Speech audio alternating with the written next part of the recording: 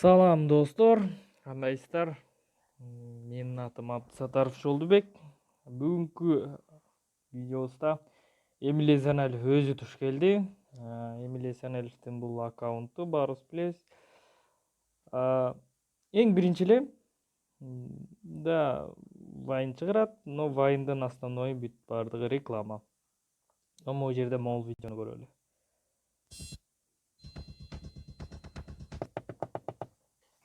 Даң-даң деген байке сиз бе? Даң-даң деген байке мен? Сука, түшүрө алсаң болобу? Сүрөттөн башкасын деле кылсак болмокпуз да, аялым чыкса өлтүрөт да. Анда могу менен тартып койбоймунбу? Чыгыңыз. Түшөйүн.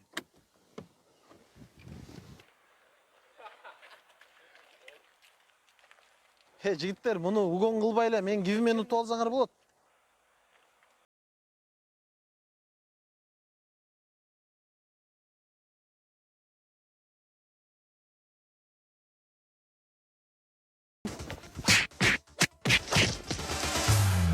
Жигиттер, машина керек болсо гиске катышкыла. Бардык спонсорлорго жазылгыла, баарыңарга ийгилик, Чоң кыз, эмкиден мындай чоң балдарды алып келчи, жакшы мушташкан. Пока-пока.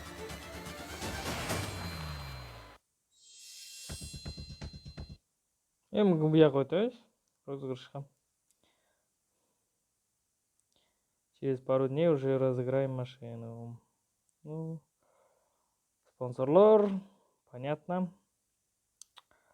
Эми спонсорго киребиз. Кимдер бар спонсордо? Ар кандай непонятно кто. Псевдо вайнерлер бар экен. Эми бизге кызыктуусу, баарынан кызыктуусу. Ушунун арасынан келип, могул компания PSKG.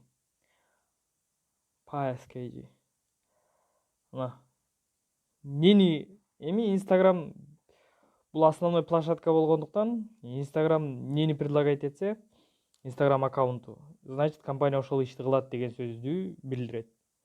Рекрутинговая компания дейт да. ПАЭС, агентство арт-путешествия, гражданство, инвестиция, тур, авиабилеты, иммиграция, поиск работы. Ладно.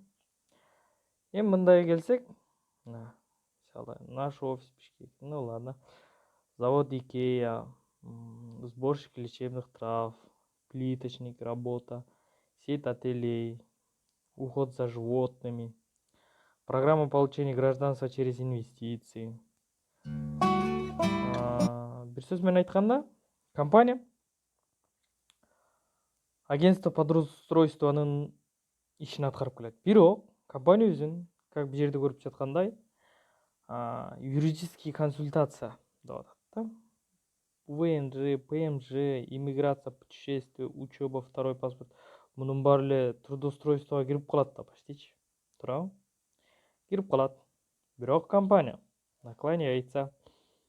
Ладно, хорошо, макул, ладно. Мен туура эмес кылып коюшум мүмкүн дейли дагы биз компаниянын өзүнө жазабыз. Компаниянын өзүнө жазганда, компаниянын аккаунту. Могул номерди элестеткиле. Компания рекрутинга и арт-путешествия ПАС, бизнес-аккаунт, компания рекрутинга, иммиграция, ПМЖ, путешествие, любой сложность, помощь в подготовке документов дейт. Бүт баары даже сайтынан бери жазылган, сайтына киребиз.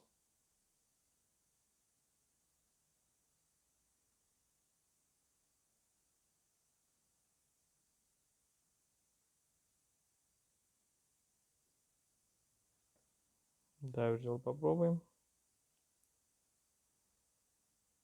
Да ладно. Иштебейт атат. Может быть, менин немем иштебейт. Эми ладно. Эң башынан баштайлы. Мен Москвадамын десем хорошо дейт. $2500 экен. Подготовка документов. Анан договор эми күбөлүк. Могу жерде турат. Общество с ограниченной ответственностью, рекрутинга и арт-путешествия ПИС. 29 май 2020 жыл, то есть недавно. 29 май 2020 жыл, то есть бул 10 жыл, 20 жылдык компания эмес, бул кечеки эле однодневкалар. Анан мен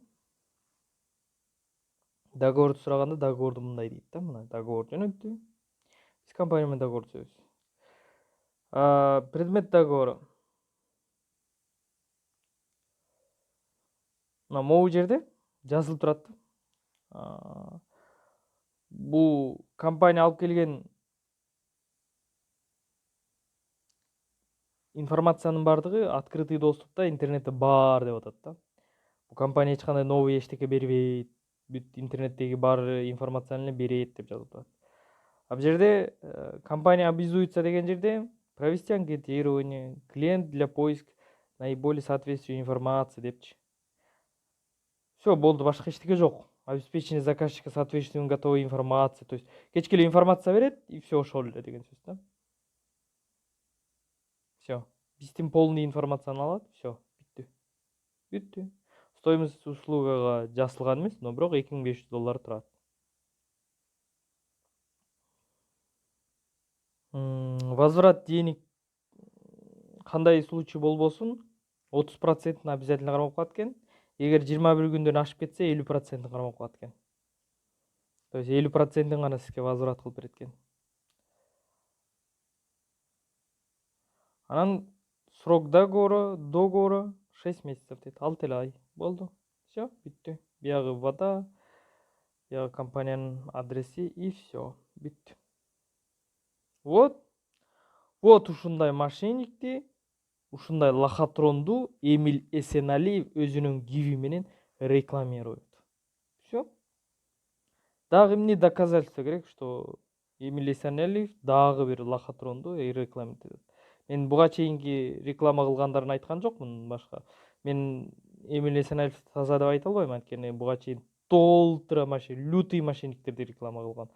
Эми бүгүн болсо, мына өзүңүздөр көргүлө. Даңдаң аудионун ичинде ал компания. Эртеңки күнү мунун арты менен элдер чабылып, акчасы жок калса, Эмиль Эсеналиев эмне дейт? Мен билбейм деп айтат.